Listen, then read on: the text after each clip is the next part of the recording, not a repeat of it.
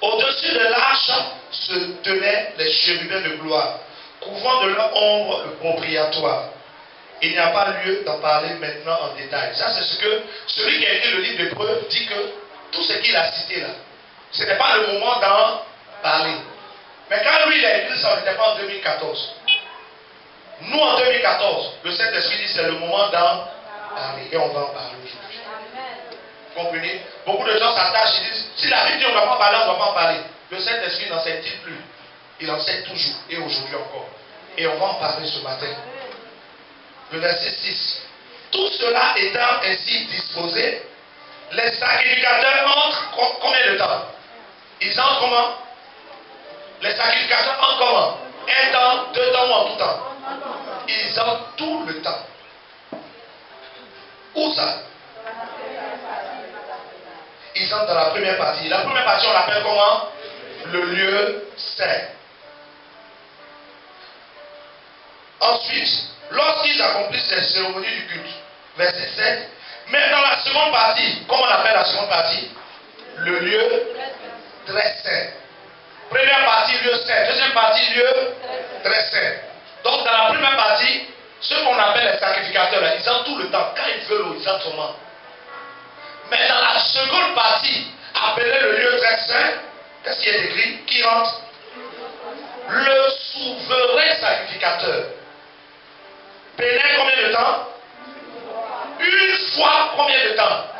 En 365 jours, 366 jours, ils rentrent combien de fois? Une fois. Pendant que dans le lieu saint, ils entrent tout le temps. Continuons. Non sans y présenter du sang pour lui-même. Donc il présente du sang pour lui-même et pour les fautes du peuple. Verset 8. Le Saint-Esprit montrait par là que l'accès du lieu très saint n'était pas encore quoi? Ouvert. Tant que le premier tabernacle subsistait. Tant que la première alliance était là, on ne pouvait pas ouvrir le lieu, comment? Le lieu très. Donc tant que la première alliance, c'est-à-dire l'alliance que Moïse a reçue, était encore là, le lieu très saint ne pouvait pas être ouvert. Et l'auteur du livre d'Hébreux nous dit encore que sans effusion de sang, il n'y a pas de pardon de péché, mais aussi toute alliance, avant d'être consacrée, a besoin d'être scellée avec du sang. Toute alliance. Lorsque Moïse a eu les tables de la loi, il a versé du sang. Et avant que la nouvelle alliance n'arrive, il fallait que du sang aussi soit offert. Alléluia. Donc, Jésus dont nous parlons, ce Jésus dont nous parlons constamment, est né sous la loi. Il faut que tu le saches. Il est né sous la loi. Jésus n'est pas né sous la grâce. C'est Jésus qui fait que la grâce arrive. Mais Jésus lui-même est né sous la loi. Tant qu'il n'est pas encore mort à la croix, la nouvelle alliance ne commence pas. Donc quand vous lisez vos Bibles, vous allez voir que on fait Genèse jusqu'à Malachie. Il est écrit Ancien Testament. Nouveau Testament, ils ont mis quoi? Ça commence où? Matthieu. Mais ce n'est pas juste. Dis à quelqu'un ce n'est pas juste, mais je vais savoir pourquoi moi-même. Parce que toi-même tu ne sais pas pourquoi. Dis-lui ce n'est pas juste. Dis-lui ce n'est pas juste, mais on va savoir pourquoi.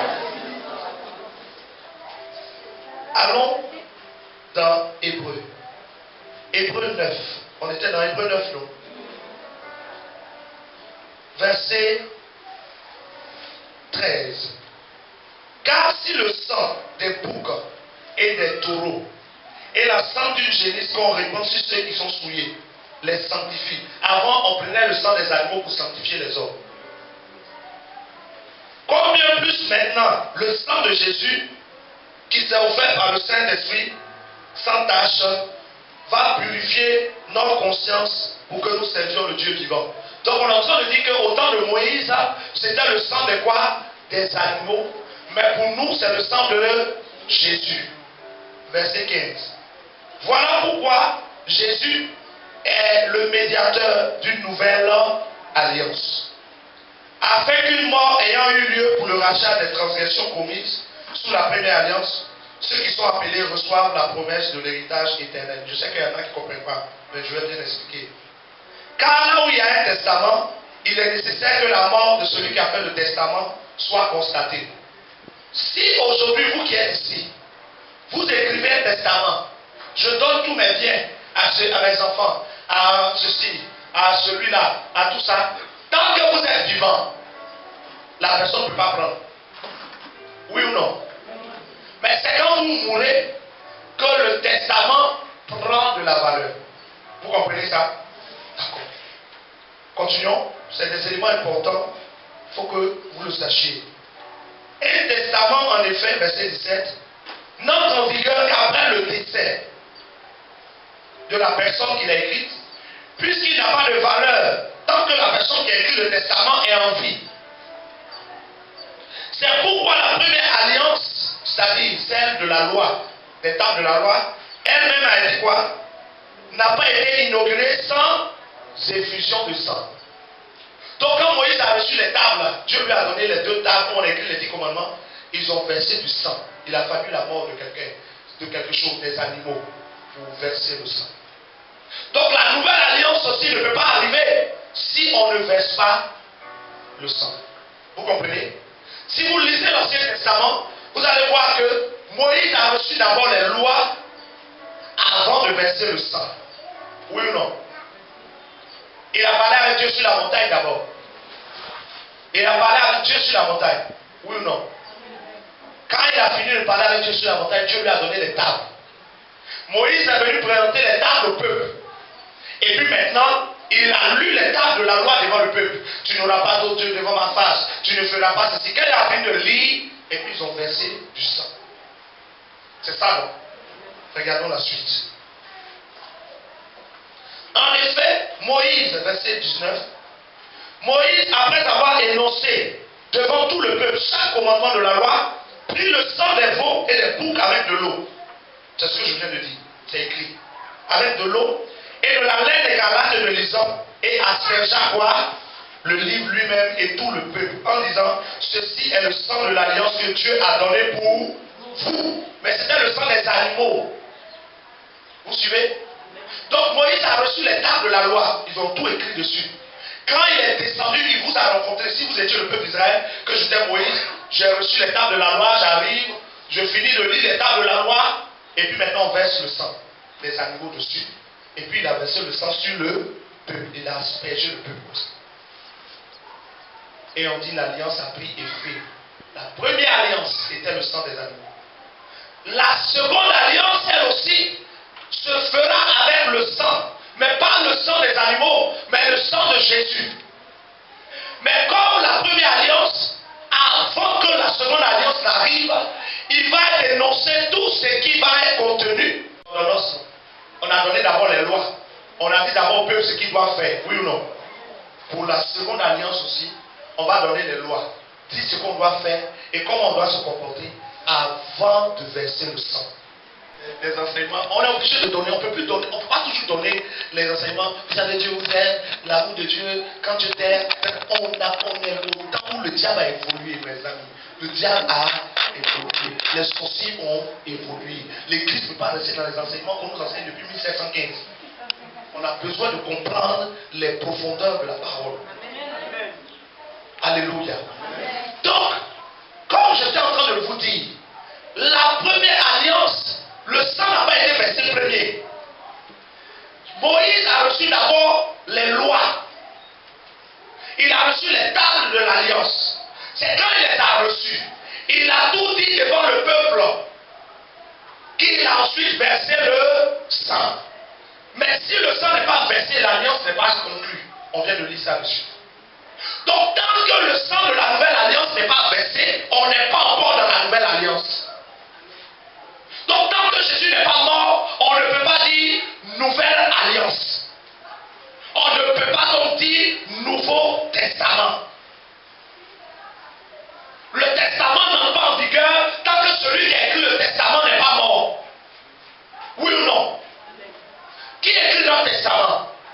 Jésus. Or, pendant qu'on parle de Matthieu 1, Matthieu 2, Matthieu 3, il est vivant. Mais le jour de sa mort, le testament qu'il a écrit depuis Matthieu 1 rentre en vigueur. Il y a des gens qui vont. Je n'ai pas le tableau. Il y a des gens qui n'ont pas vu un tableau, mais bon, quelqu'un de calme. J'ai mes démarches. Elle, c'est votre maman à vous toutes et à vous tous. C'est un exemple que vous savez. C'est comme si tu écris le testament. Pendant qu'elle est en train d'écrire le testament, est-ce que vous, les enfants, vous entrez dans l'héritage? Le testament, s'il n'a pas encore fini, écris son nom, pas le nom, écris ton testament. Si le testament n'a pas fini d'être rédigé, est-ce qu'on peut dire Nouveau Testament? Non. Mais qui a écrit le testament? Pour le peuple d'Israël, c'était Moïse. Pour nous, c'est Jésus. Moïse a d'abord reçu le testament. Il a tout dit au peuple avant de donner le sang. Quand Jésus vient, lui aussi, il rédige son testament. Il donne les paroles au peuple. Il dit, je vous dis, il vous a été dit par Moïse, œil pour œil, dent pour dent. Mais moi, je vous dis, aimez vos ennemis. Il est en train d'établir le Nouveau Testament. Mais nous ne sommes pas encore dans le Nouveau Testament. Parce qu'il est en train de le rédiger et le dicter. Comme Moïse a rédigé l'étape de la loi, les a dictés d'abord, avant de verser le sang, pour que l'alliance commence. Donc pendant que Jésus est sur terre, toutes les paroles qu'il est en train de dire sont pour sceller notre testament. Qu'est-ce qu'il y a dans mon testament? Je dois aller regarder ce que Jésus a dit. Mais pendant qu'il est en train de le dire, le testament n'est pas en vigueur. Mais le jour où il dit, tout est accompli, c'est là que le testament prend effet. Parce que celui qui a rédigé le testament vient de mourir. Les héritiers peuvent commencer à danser, puisque ce qu'il a dit rentre en vigueur. Je ne sais pas si vous Alléluia. Donc, Matthieu 1 n'est pas le début du Nouveau Testament, mais c'est le commencement de la rédaction du Nouveau Testament, sans être le Nouveau Testament. Parce que quand on dit Nouveau Testament, c'est un ensemble. Un testament, c'est un livre, un ensemble. Ce n'est pas les premiers mots qui sont le testament. C'est quand tout est rédigé qu'on dit, voici le testament. Je ne sais pas si vous comprenez. Amen. Le gars dit, je donne, et puis on dit, c'est le testament. Il n'a même pas écrit ce qu'il va donner. Il doit tout finir d'écrire. Il a fini de tout rédiger. Il le remet au notaire, par exemple. Ou bien le cache dans un lieu. Quand il meurt, on fait sortir le testament. Vous comprenez? Qui comprend? Amen. Amen. Donc, le Nouveau Testament commence quand Jésus-Christ meurt. Lorsque le sang vient arroser tout ce qu'il a scellé pour nous. Comprenez ça? Amen. C'est un peu compliqué, non? Ou d'autres? C'est bon? On peut avancer? Je vous ai dit, si vous ne comprenez pas le début, la suite, ça là, on ne peut pas toucher. Va rentrer encore plus loin. Si tu aimes les enseignements, viens ici. On va te raconter des bêtises. Mais aussi, médite chez toi, sinon il y a des trucs, tu vas penser qu'on parle en langue. Oh, tu n'as pas d'interprétation. Alléluia. Donc, Moïse, le souverain sacrificateur, rentrait avec du sang des animaux et puis présentait le sang des animaux. Comprenez ça? Et dans le lieu très saint, il y avait les tables de la loi que Moïse avait reçues. L'ancienne alliance a été scellée avec le sang des animaux, mais la nouvelle alliance est scellée avec le sang de Jésus. Donc c'est quand Jésus-Christ verse son sang que la nouvelle alliance commence. Si vous lisez bien l'évangile, vous allez voir que Jésus prie pour des gens qui sont guéris, puis leur dit, allez présenter le sacrifice de Moïse. Vous n'avez jamais vu ça. Or, le sacrifice de Moïse, c'est des animaux. Même quand Jésus était sur terre, on continuait de tuer les animaux. On continuait de tuer. Il vient de prier pour quelqu'un, il va te présenter au souverain sacrificateur pour qu'il voit si ta lèpre l'a quitté. Il respectait le sabbat parce qu'on était encore sous Moïse. Mais quand le sang est versé, l'alliance de Moïse s'est arrêtée. La nouvelle alliance a commencé. C'est ce que nous avons lu dans Hébreux 9. On dit tant que la première alliance subsiste, la seconde ne peut pas être inaugurée. Mais si la seconde est inaugurée à du sang, ça annule la première. Ça veut dire qu'aujourd'hui, moi, je ne suis pas lié par les ordonnances de Moïse sur le sabbat. Je n'ai pas besoin samedi de ne rien faire. Si samedi, on m'a donné un contrat de travail, je travaille bien. Je ne pêche pas. Parce que la seconde alliance établit que du lundi au lundi, Dieu est avec moi. Ce n'est pas le 7e jour seulement. Or, la première alliance disait que c'est le 7e jour qui appartient à Dieu. Mais dans la seconde alliance, on dit en Jésus que tous les jours appartiennent à Dieu. J'ai pu travailler lundi, mardi, mercredi, jeudi, vendredi, samedi. Ce n'est pas un dimanche qu'il travaille l'après-midi qu'il est péché. Quelqu'un a compris la partie là. Mais maintenant, on m'a proposé un truc dimanche soir, mais ça c'est le jour du Seigneur. Tous les jours sont les jours du Seigneur. Amen. Bon, toi tu dis c'est dimanche. Si la conversion de vendredi, tu ne vas pas aussi. Bon, si Dieu nous enlève vendredi, tu vas ou tu ne vas pas? Oh, dans l'ancienne alliance, le jour du sabbat, on ne fait rien. Donc même si ton personne le jour du sabbat, personne ne se lève. Est-ce que vous savez ça? Dans la première alliance, le jour du sabbat, on ne prépare pas, on ne prépare la veille. On ne prépare pas, on ne fait rien. On est là comme ça. Un jour sans activité. Mais si on est encore sous ça, que la trompette sonne jeudi, tu ne sors pas. Toi qui appliques le sabbat, si la trompette a sonné, si l'enlèvement s'est passé jeudi, tu es resté. Parce que toi, tu attends samedi. Le jour du Seigneur, c'est tous les jours. Quand Dieu vient t'habiter, est-ce que Dieu sort de ton corps le lundi, le mardi, le mercredi, le jeudi, le vendredi, et puis Dieu revient le samedi? Dites-moi, Dieu revient le samedi en vous. Il est en vous tous les jours. Dans tous les jours, Dieu est là. Donc toutes tes journées sont en Dieu. La première alliance disait que c'est le 7e jour seulement. Ce jour-là, il sanctifiait tout. Mais pour nous, c'est tous les jours. Donc, la première alliance a été abolie par la deuxième alliance. Mais la deuxième alliance est un miroir ou une réalité de la première alliance. Parce que même ce qu'il faisait dans la première alliance est retransmis dans la seconde alliance. Mais sous d'autres formes. Alléluia. Par exemple, là-bas, on vous parle du voile. Mais ici, on dit que le voile, c'est le corps de Jésus. Donc, ce qu'ils ont fait voile physiquement là-bas, prophétiquement parle de Jésus. Regardons la suite du passage. On était à Hébreux 9.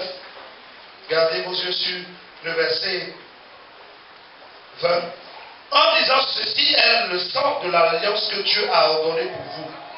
Et de la même manière, il aspergea le sang, le tabernacle et tous les objets du culte. Selon la loi, presque tout est purifié avec quoi? Et sans effusion de sang, il n'y a pas de pardon de péché.